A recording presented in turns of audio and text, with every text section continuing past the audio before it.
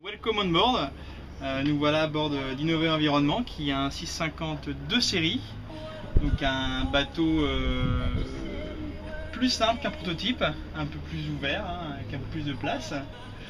Donc on est beaucoup de séries cette année sur la Transat, donc il y aura beaucoup de bateaux identiques à celui-là. Je vais vous montrer un petit peu comment ça se passe dans un bateau de série, là où on vit, là où on fait un peu la météo, là où on fait un peu la nave, là où on va se nourrir. Donc c'est assez spartiate quand même. Là on se lève pas, on est toujours assis ou accroupi. Donc là le bateau est à plat, donc c'est relativement confortable. Il faut imaginer que le bateau penche beaucoup. Du coup souvent quand on descend on se tient comme ça. On se tient ici là-haut aussi parce que ça bouge beaucoup. Donc c'est beaucoup de mouvements brusques, le bateau peut gîter beaucoup, 20-30 degrés. Donc c'est quand même important.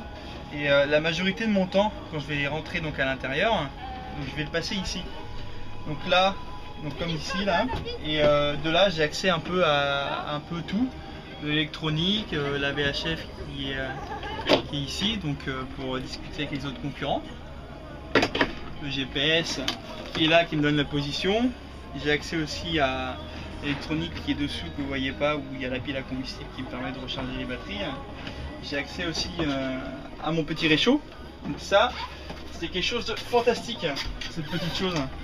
Ça c'est ma cuisine à bord. Donc c'est voilà, ça fait 500 grammes en fait. C'est une petite bouilloire où on y met de l'eau et on ne peut faire chauffer que de l'eau.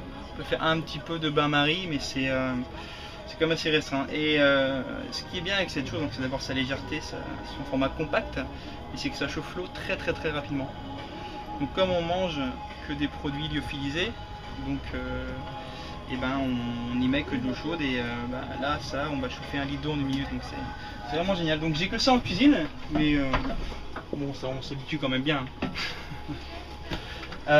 Toute la partie avant, donc là il y a un peu de matériel.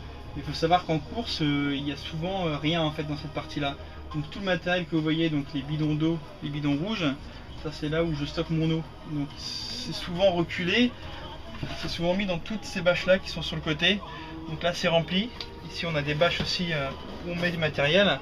Donc tout est dans le bateau et souvent condensé au même endroit. Donc c'est jamais éparpillé à droite à gauche. Ça c'est pour le poids, c'est hyper important. Et ce qui est du coup contraignant là-dedans, c'est que un endroit c'est plein et forcément c'est là où il faut que l'on soit aussi quand on va pas barrer. Donc il faut se caler, il faut se tasser entre les bidons, entre les sacs, entre les voiles. Donc on dort souvent avec un bras un peu comme ça ou comme ça. C'est assez spartiate. Mais bon, comme on est très fatigué, on arrive quand même à s'endormir assez rapidement. C'est important d'avoir un bateau toujours bien rangé, David? Alors oui déjà parce qu'il faut toujours pour la performance mettre les choses au même endroit, donc il ne faut pas laisser traîner les affaires et bien ranger bien sûr, parce que quand on va prendre des mauvais coups, le bateau va partir à la bâtée ou au loft, et si c'est mal rangé il y a tout qui tombe. Et si un bidon d'eau comme celui-là qui fait 10 litres passe de là à là, et il peut exploser ou il peut aller percuter n'importe quoi et tout casser en fait. Donc c'est hyper important et c'est pareil, si on perce un bidon d'eau, c'est 10 litres d'eau qu'on a en main pour vivre à bord, donc après ça peut poser vraiment des gros problèmes sur le long terme.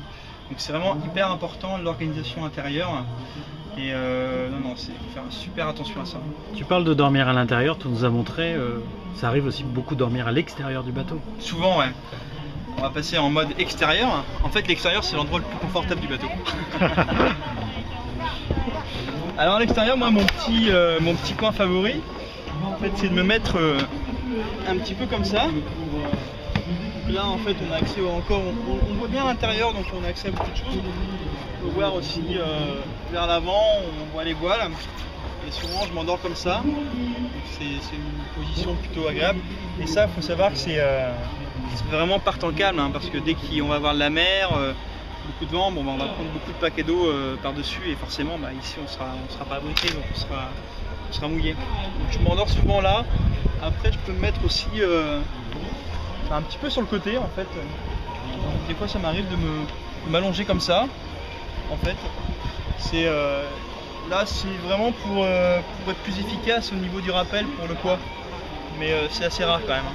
Parce que quand on a besoin de se mettre au rappel, c'est que ça mouille un petit peu. Donc je préfère quand même aller à l'intérieur. Il n'y a rien de pire que de se faire réveiller par une vague.